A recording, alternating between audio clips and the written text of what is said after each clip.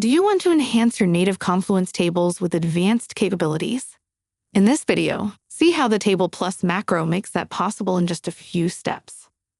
Open your Confluence page editor and insert the Table Plus macro using the macro shortcut or by finding it in the macro browser.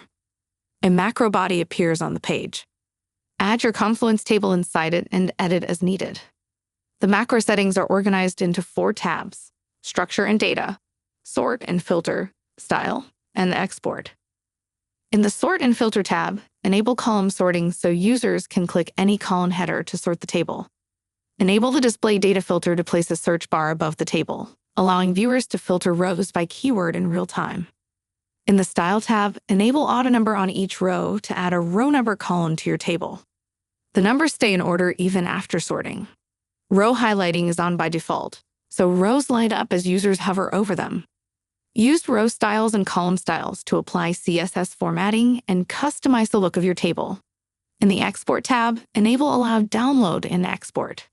Once published, users can download the table as a CSV file or export it as a page attachment.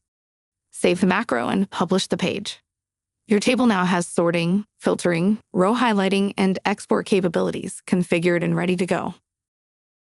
Thanks for watching.